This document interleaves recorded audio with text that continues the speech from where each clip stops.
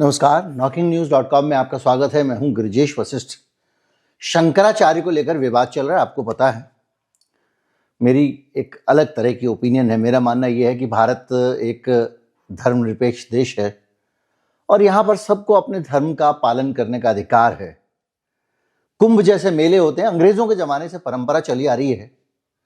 लेकिन आज का वीडियो इस पे नहीं है जो मैं कह रहा हूँ। आज का वीडियो इस पे है कि ये जो शंकराचार्य वाला विवाद है, ये विवाद क्या है। जो एक उत्तर प्रदेश की सरकार ने उनसे पूछा है कि आप शंकराचार्य किस आधार पर लिखते हैं, तो ये पूछने के पीछे उनके दिमाग में क्या चल रहा है, इसमें आरएसएस कहाँ खेल रही है, इसमें खेल क्या है, किस तरह के किस मठ पे कब्जे का ये पूरा का पूरा कार्यक्रम है, इसको सरल तरीके से समझेंगे। बहुत ही टेढ़ी खिचड़ी है ये, लेकिन सरल तरीके से समझेंगे। बहुत पुराना विवाद भी है ये। अब हम पहले ये समझ लेते हैं कि मेरी ओपिनियन क्या है इस मामले पे। मेरा मानना यह है कि जब से ये कुंभ हो रहा है, कुंभ में क्या होगा ये संत तय करते हैं। पहले कौन स्नान करेगा, कौन नहीं करेगा, संत तय करते हैं। सरकार का, प्रशासन का काम रहता है कि उनको एक सहूलियत देना, सुविधा देना, व्यवस्था बना के देना। यही चला रहा था। लेकिन पिछले कुछ समय से, महाकुंभ के समय से, ये तो माघ मेला है, ये एक नई परंपरा शुरू हुई है कि सरकार ने खुद व्यवस्था बनानी शुरू कर दी। आधे से ज्यादा कुंभ पे कब्जा कर लिया। सारे वीआईपी, उसमें आपका अडानी साहब, अंबानी साहब जा रहे हैं, नहा रहे हैं। थोड़ा सा ऐसा जनता के लिए छोड़ दिया, भगदड़ हुई वगैरह वगैरह चैप्टर आपको पता है। सबसे दुर्भाग्यपूर्ण जो पहलू है इसका वो ये है कि धार्मिक मामलों में, अभी तक तो दूसरे धर्मों के मामलों में भी ये सब हुआ करता था, अब सरकार ने सीधे संतों को भी निर्देश देना शुरू कर दिया। आप ऐसे करोगे, ऐसे नहीं करोगे, वैसे करोगे, वैसे नहीं करोगे, यहां जाओगे, वहां नहीं जाओगे। ये एक हस्तक्षेप है। कुंभ है क्या? कुंभ कोई, आप कोई ट्रेड फेयर तो आयोजित कर नहीं रहे हो। वो एक संतों का कार्यक्रम है। संत अपना सदियों से करते आ रहे हैं, वो कर रहे हैं, उनको करने दो। आपका काम है कि आप वहां पर व्यवस्था बनी रहे, गड़बड़ ना हो, उनको सहयोग करो। उसकी जगह आपने जो है उनका बॉस बनना शुरू कर दिया। ये नई चीज हुई है जिसके कारण ये सारी की सारी अफरा तफरी फैल रही है।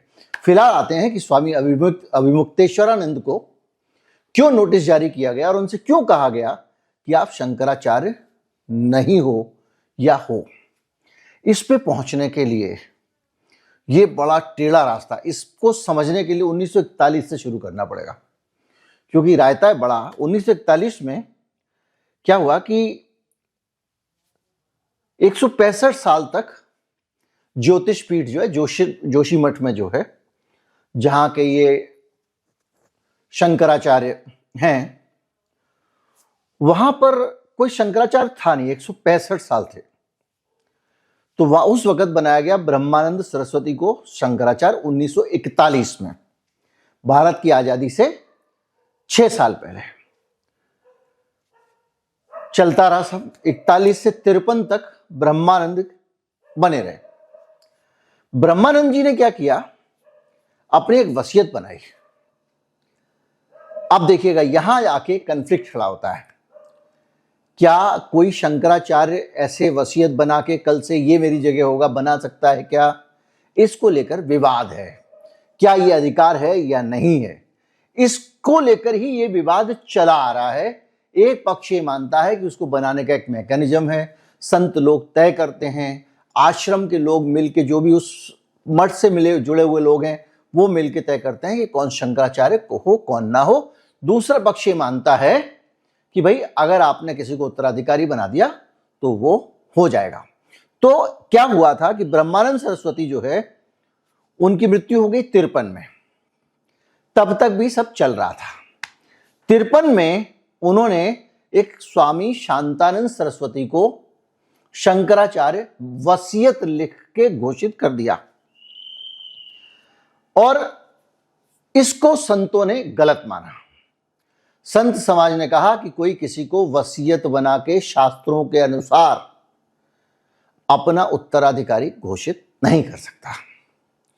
तो संतों ने अलग से पूरा एक आयोजन करके, सब ने मिलके स्वामी कृष्ण बोधाश्रम को अलग से शंकराचार्य बना दिया। यानी दो शंकराचार्य एक तरह से दिखाई दे रहे हैं। एक वसीयत वाले हैं, एक वो हैं जिनको साधु संतों ने बनाया। यह मामला 53 से 63 तक 10 साल चलता रहा। 63 में मामला पहुंचा अदालत में और स्वामी कृष्ण बोधाश्रम ने जिनको संतों ने मिलकर बनाया था, उन्होंने शांतानंद के खिलाफ मुकदमा किया कि भैया इनको जो है वो आप हटाइए, मैं हूं वसीयत वाला।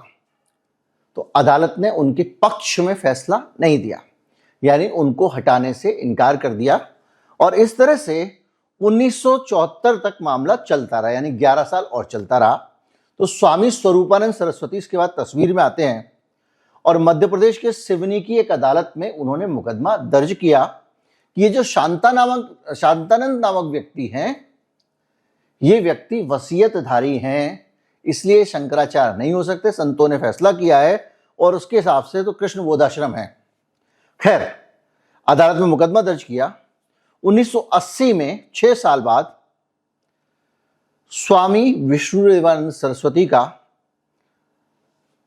अभिषेक हो गया, पट्टाभिषेक होता है, और शांतानंद ने स्वामी विष्णुदेवानंद सरस्वती को ज्योतिष पीठ का शंकराचार्य बना दिया। कौन से वाले हैं शांतानंद? ये वसीयत की परंपरा वाले हैं। वसीयत वाले ने तीसरी जनरेशन में जाके विष्णुदेवानंद सरस्वती को शंकराचार्य बना दिया और उन्होंने 9 साल बाद 89 में एक स्वामी वासुदेवानंद है, उनका अभिषेक कर दिया और वो शंकराचार्य बन गए। यानी वासुदेवानंद शंकराचार्य बने किस परंपरा से? एक परंपरा जो वसीयत वाली चली आ रही थी, जिसको संतों ने खारिज कर दिया था कि ये परंपरा शास्त्रोक्त परंपरा नहीं है, इसमें नहीं बन सकते, लेकिन उसमें शंकराचार्य बन गए वासुदेवानंद। दूसरी परंपरा थी जिसमें संत बनाते थे, उस परंपरा में बन गए स्वरूपानंद सरस्वती। अब यहां पर स्वरूपानंद सरस्वती और वासुदेवानंद के बीच में विवाद खड़ा हो गया, दो लोगों के बीच में। वासुदेवानंद कौन? एक दूसरे शंकराचार्य जिनको आरएसएस शंकराचार्य मानता है। राम जन्मभूमि के उद्घाटन के समय इसी वंश परंपरा वसीयत वाले को उन्होंने आमंत्रित किया था और अभिमुक्तेश्वर आनंद को नहीं बुलाया था क्योंकि वो स्वरूपानंद के शिष्य हैं। यानी आप अब कहानी समझिए कि ये जो दो धाराएं चलती आ रही थी, एक थी संतों का चुना हुआ, दूसरी जो गुरु शिष्य परंपरा वाला, मतलब वसीयत वाला। इन धाराओं के बीच में टकराव होते होते ये टकराव पहुंचा 1989 में, जब वासुदेवानंद का अभिषेक हुआ तो स्वामी स्वरूपानंद इसके बाद में इनके मुकाबले टक्कर में खड़े हो गए, उन्होंने इसको चैलेंज किया। अभी तक तस्वीर क्लियर है। 2004 में इलाहाबाद हाई कोर्ट ने वासुदेवानंद के पक्ष में फैसला सुनाया। कौन से वाले? वसीयत वाले। कौन से वाले? जिनको आरएसएस सपोर्ट करता है। स्वामी स्वरूपानंद के खिलाफ वासुदेवानंद को घोषित कर दिया। किसने? इलाहाबाद हाई कोर्ट ने 2004 में। तो हम क्या माने? ज्योतिष पीठ के शंकराचार्य कौन हो गए? वासुदेवानंद हो गए। लेकिन जरा ठहरो, रुको। 2005 में इस मामले में सुप्रीम कोर्ट ने हस्तक्षेप किया। सुप्रीम कोर्ट ने कहा 2004 ने यह गलत किया है, इस मामले को हाई कोर्ट फैसला नहीं कर सकता, सिविल कोर्ट में जाओ और इसको डिस्कस करो। यानी 2004 में वासुदेवानंद बन गए थे हाई कोर्ट से। अब कैसे बने होंगे, क्या बने होंगे, इसमें हम नहीं जाएंगे, आरएसएस समर्थित हैं वो। लेकिन इस मामले पे क्या हुआ कि सुप्रीम कोर्ट ने लगा दी रोक और मामले को भेज दिया सिविल कोर्ट। पार्टियां कौन है? वासुदेवानंद और स्वरूपानंद सरस्वती चल रहा है। स्वरूपानंद सरस्वती कौन से वाले हैं? स्वरूपानंद सरस्वती वो वाले हैं जो गुरु शिष्य परंपरा को नहीं जो वसीयत की परंपरा को नहीं मानते हैं। गुरु शिष्य तो दोनों ही मानते हैं। और वासुदेवानंद वो वाले हैं जिनको वसीयत से बनाया गया। 3-4 जनरेशन से वो वसीयत पे वसीयत करे जा रहे हैं। साधु संत महात्मा उनको मान नहीं रहे हैं। इधर वसीयत पे वसीयत हुई जा रही है, उधर वो लोग कह रहे हैं ये नहीं है, नहीं है, नहीं है। और शुरू में वसीयत वालों ने क्या किया था? ऑब्जेक्शन किया था, उनको अदालत ने नहीं माना था। तो ये एक तरह से पद पे ना रहते हुए भी वसीयत में बने हुए हैं। अब आते हैं 2022 में सिविल कोर्ट का फैसला आया। यानी 2005 से 17 साल बाद सुप्रीम कोर्ट ने कहा सिविल कोर्ट में जाओ। सिविल कोर्ट ने 17 साल लगाए और एक फैसला दिया, और फैसला था इलाहाबाद सिविल कोर्ट का स्वामी स्वरूपानंद सरस्वती के पक्ष में। स्वरूपानंद सरस्वती कौन?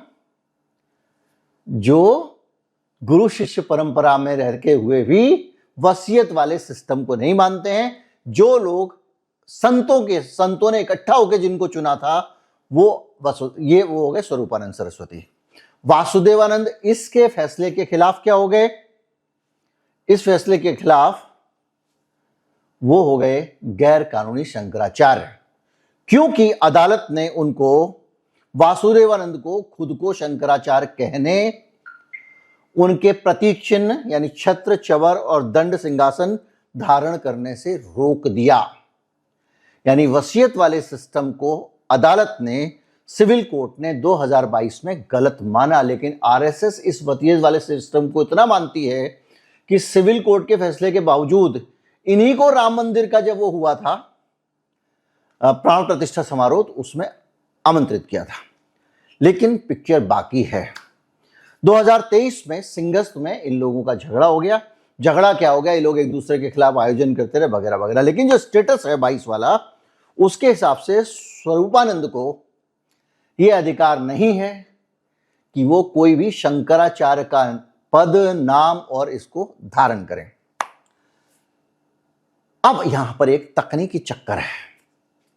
स्वरूपानंद ने कहा कि इनको यह अधिकार नहीं है, ये शंकराचार्य नहीं है। सिविल कोर्ट ने फैसला दे दिया कि ये शंकराचार्य नहीं है, लेकिन ये नहीं कहा कि स्वरूपानंद शंकराचार्य है। एक तर्क के हिसाब से देखा जाए तो भैया वसीयत लिखने वाले सिस्टम को जो 4-5 जनरेशन से चला आ रहा था, उसको अदालत के फैसले में मान लिया गया कि गलत सिस्टम है, वो संत परंपरा नहीं है, शास्त्रोक्त नहीं है। और जिस सिस्टम से स्वरूपानंद सरस्वती बन गए थे वो सिस्टम सही है एक तरह से देखा जाए तो। लेकिन दूसरा एंगल यह है कि वासुदेवानंद को तो गलत बताया, लेकिन क्या यह सही है, इस पे अदालत ने कुछ नहीं कहा। यहां मामला एक बड़े क्वेश्चन मार्क में फंस गया। तकनीकी टेढ़ापन हो गया। यहां पे हुआ क्या कि इसी तरह का विवाद पुरी में भी है, लेकिन उस पर हम जाएंगे नहीं, अभी हम यहीं पे जाएंगे। अब स्वामी अभिमुक्तेश्वरानंद का केस आता है। स्वरूपानंद सरस्वती एक मान्य शंकराचार्य हो गए थे उस अदालत के फैसले के बाद। वासुदेवानंद एक निर्वासित शंकराचार्य की तरह इधर उधर हाथ पांव मार रहे थे, आरएसएस में, बीजेपी में जाके कुछ कुछ खेल करते रहते थे, कोशिश करते थे कि वापस से उनको कब्जा मिल जाए। फिर सरकार आ गई, मोदी जी की पावर आ गई वगैरह वगैरह। पावर आई, स्वामी स्वरूपानंद सरस्वती जो है उनका हो गया निधन। अब उनके निधन के बाद अभिमुक्तेश्वरानंद, ये तो हमारे सामने का घटनाक्रम है, ये अभिमुक्तेश्वरानंद जो हैं इनको पट्टाभिषेक होने लग गया। उनको साधु संतों ने वहां जाके जो थे, इनके मठ के जो साधु संत बाकी लोग थे, उन्होंने कहा कि यही उत्तराधिकारी हैं। अब वासुदेवानंद जो है वो चले गए कोर्ट। तो खार खाए बैठे हुए तो उनको तो अवैध घोषित कर दिया था, लेकिन आखिर तक आदमी जान तो लगाता है। वो चले गए कोर्ट। उन्होंने कहा कि ये जो पट्टाभिषेक है इसको स्टे कर दो आप, अदालत से कहा। मतलब स्वरूपानंद की जगह पे जब इनका जो बिठाया जा रहा है, इनको गद्दी नशी किया जा रहा है, जो भी समझ लें आप, इसको स्टे करो आप। तो अदालत में जब मामला गया तो अदालत ने इस मामले पे सुनवाई करने के बाद इन लोगों ने कहा कि भाई अभिमुक्तेश्वरानंद को शंकराचार्य कहने, ज्योतिष पीठ का शंकराचार्य कहने से रोका जाए। शंकराचार्य के प्रति जो चवर होता है ना, आपने देखा होगा बहुत सारे बाल जैसे लगे होते हैं आगे, और वो डंडी घुमाओ तो वो उससे बाल हवा करती है। चवर, छत्र, सिंहासन और दंड, ये धारण करने से रोका जाए। यानी अभिमुक्तेश्वरानंद को शंकराचार्य कहने से रोक दिया जाए। इन्होंने तर्क दिया कि स्वरूपानंद वासुदेवानंद विवाद में अंतिम निपटारा अभी तक नहीं हुआ है। आपने ये तो कह दिया कि वासुदेवानंद अधिकारी नहीं है ये सब प्रतीक चिन्ह इनको धारण करने को और खुद को शंकराचार्य कहने के, लेकिन स्वरूपानंद हैं ये आपने नहीं कहा। अब यहां पर मामला फंस गया। और लेकिन वासुदेवानंद ने कहा कि इसको स्टे किया जाए। किसको? जो अभिमुक्तेश्वरानंद जो अभी बैठे हुए हैं, जिनके साथ जो बेचारे वहां पहुंच जाते हैं बनारस में मंदिर तोड़ने का विरोध करने, कभी उनको ये हो जाता, अभी उनके साथ धक्का मुक्की हो गई, ये सब चीजें, उनका छत्रपत्र टूट गया। अभिमुक्तेश्वरानंद स्वरूपानंद की तरह वोकल हैं, बोलने वाले हैं। तो इन अभिमुक्तेश्वरानंद को गद्दी पे बिठाने से रोका जाए, इसको लेकर वासुदेवानंद गए थे, यानी स्टे मांगा था। अदालत ने स्टे लगाने से मना कर दिया।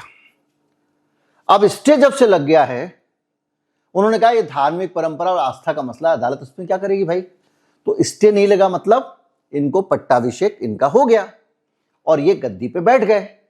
यानी ये चंवर भी इस्तेमाल कर सकते हैं, छत्र भी कर सकते हैं, जो भी कर सकते हैं, उनका आसन भी कर सकते हैं। तो उस तरह से अभिमुक्तेश्वरानंद तब से अपना आराम से चले हुए हैं। वासुदेवानंद वहां पर कहीं पे भी नहीं है, कुछ भी नहीं है, क्योंकि इन वासुदेवानंद जो आरएसएस जिनको मान रही है, आरएसएस मान रही है नहीं मान रही है पता नहीं, क्योंकि वहां भी दर्शन करने पहुंच जाते हैं। आरएसएस का पक्का तो किसी मामले में नहीं पता कर सकते हो कि चाहते क्या है।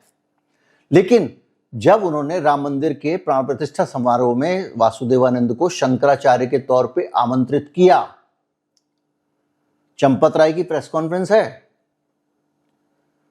तो यह तय हो गया था कि आरएसएस उनको मान के चल रही है, जिनको कि पहले भी अदालत ने रोक दिया था कि वो इन प्रतीकों का इस्तेमाल नहीं करेंगे। वो सिस्टम से बाहर हो गए थे और वो इस बार अभिमुक्तेश्वरानंद को रोकने के लिए गए थे, तो अदालत ने रोकने से इनकार कर दिया था। अब दिक्कत यह है कि ये पूरा इकोसिस्टम आरएसएस वाला अभिमुक्तेश्वरानंद की जगह उस पीठ पे हमारा बंदा बैठेगा, हमारा कब्जा होगा, उस पूरी प्रक्रिया में अभिमुक्तेश्वरानंद को उखाड़ने में लगा हुआ है। ये जो कांड हुआ है ना माघ मेले में, ये कांड सीधे सीधे ऐसा नहीं है कि वो जबरदस्ती घुस के जा रहे थे, ना जाने दिया जाए। प्रशासन को, मुझे ऐसा लगता है कि पहले से तैयार कर दिया गया था कि इस बार इस बंदे को लपेटना है, और जैसे ही वहां पर टकराव की स्थिति हुई, प्रशासन ने उनको उठा के आसन समेत ले जाके पता नहीं कहां जाके फेंक दिया। जो वीडियो आ रहे हैं वायरल, उससे मुझे पता है, मुझे नहीं पता एग्जैक्टली क्या हुआ है, क्योंकि बहुत सारा स्कैटर्ड इंफॉर्मेशन आ रही है। पर यहां कुछ हुआ था। उसके बाद उनके आश्रम के बाद रात को 12 बजे प्रशासन जाता है, कहता है ये नोटिस है, 24 घंटे में जवाब दो कि आप शंकराचार्य किस हैसियत से लिखते हो। अब आप समझ रहे हैं बात को, इस पूरे मामले को आप समझ रहे होंगे। अब उनको कहा कि उन्होंने, वहां पे कोई था ही नहीं रात को 12 बजे, तो वहां आश्रम पे चिपका दिया, 24 घंटे में बताओ कि तुम शंकराचार्य लिखते हो तो कैसे लिखते हो, तुमको ये राइट किसने दिया। अब वही अदालत की पूरी कहानियां हैं, पूरे किस्से हैं, उनके आधार पे आप अंदाजा लगा लीजिए कि अभी इनको अधिकार है कि नहीं है। लेकिन प्रशासन अगर अच्छे वाले आदमी को कह दे नहीं आपको अधिकार नहीं है, लड़ते रहो कानूनी मुकदमा, फिलहाल तो गड़बड़ हो ही जाएगा, यहां पर तो कुंभ में तो गड़बड़ हो ही जाएगा। वो दूसरी बात कह रहे हैं कि भैया जब महाकुंभ हुआ था तब तो आपने हमको शंकराचार्य का, ये अभिमुक्तेश्वरानंद का ये लॉजिक है, और अब जो है माघ मेले में आप कह रहे हो कि आप कैसे शंकराचार्य बन गए। यानी ये पूरी कहानी, इसमें लोग योगी को देख रहे हैं, इसमें लोग दूसरे लोगों को देख रहे हैं, लेकिन ये पूरा आरएसएस का इकोसिस्टम है जिसने अभिमुक्तेश्वरानंद को लपेटने की कोशिश की है। पर इस मामले में अभी कोई भी अंतिम लकीर नहीं आई है। पर इलाहाबाद हाईकोर्ट के बहुत सारे फैसले अलग अलग समय पे विवादों में घिरते रहे हैं, और ये जो दौर चल रहा है, ये जो सिस्टम चल रहा है, इसमें आगे फिर कुछ हो तो कोई अचरज की बात नहीं है। बहरहाल इतना पक्का है कि जो अदालतों के फैसले आए हैं उनका रिकॉर्ड ये है कि वासुदेवानंद सरस्वती, जो अपने आप को शंकराचार्य अभी भी मान के चल रहे हैं, उनको अदालत ने कह दिया था कि आप शंकराचार्य अपने आप को ना तो बोलोगे, ना शंकराचार्य के प्रतीक, मतलब ऐसा समझ लो कि शंकराचार्य की ड्रेस नहीं पहनोगे, नहीं तो तुमको शंकराचार्य मान लेंगे लोग। उनको रोका था, और इनको रोकने के लिए अभिमुक्तेश्वरानंद को जब ये कोर्ट गए थे तो अदालत ने मना कर दिया था, हम नहीं रोकेंगे, इनका पट्टाभिषेक होगा। यानी ये सर्वपरम सरस्वती के उत्तराधिकारी हैं और शंकराचार्य हैं। अब इस अवस्था में आप किसको मानते हैं, किसको नहीं मानते हैं, मेरा काम पूरी चीजें आपको बताना था, कोई पक्ष लेना नहीं था। लेकिन राजनीति इसमें भी शामिल साफ दिखाई देती है। नमस्कार, जय हिंद।